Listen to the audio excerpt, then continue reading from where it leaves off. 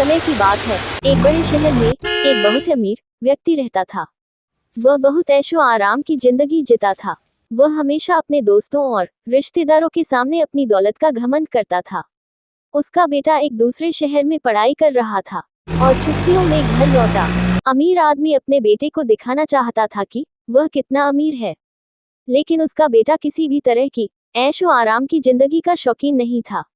फिर भी अमीर आदमी चाहता था कि उसका बेटा यह समझे कि उसकी जीवन शैली कितनी समृद्ध है और गरीब लोग कितना कष्ट सहते हैं। इसलिए उसने बेटे को गरीब लोगों की जिंदगी दिखाने के लिए पूरे शहर का एक दिन का दौर करने की योजना बनाई। पिता और पुत्र ने गाड़ी में बैठकर पूरे शहर का भ्रमण किया। वे 2 दिनों बाद घर लौटे। गरीब लोगों को अमीर आदमी का सम्मान करते हुए और उनके कष्टों को देखकर पिता खुश था और उसका बेटा बहुत शांत हो गया था। अमीर आदमी ने अपने बेटे से पूछा, प्रिय बेटे, यात्रा कैसी रही? क्या तुम्हें मजा आया? हाँ पिताजी, आपके साथ यात्रा बहुत अच्छी रही।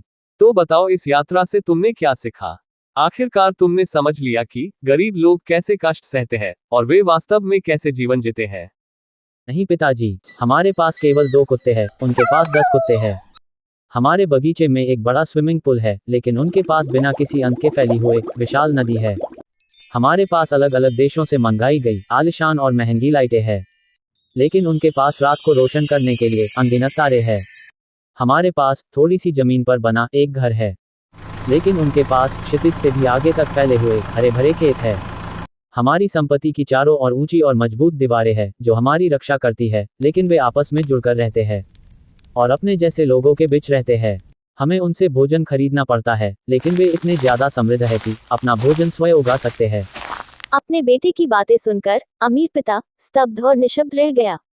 पिताजी, मुझे ये दिखाने के लिए आपका बहुत बहुत धन्यवाद कि वास्तव में अमीर कौन है और गरीब कौन। मुझे ये समझाने के लिए धन्यवाद कि असल में हम कितने गरीब हैं।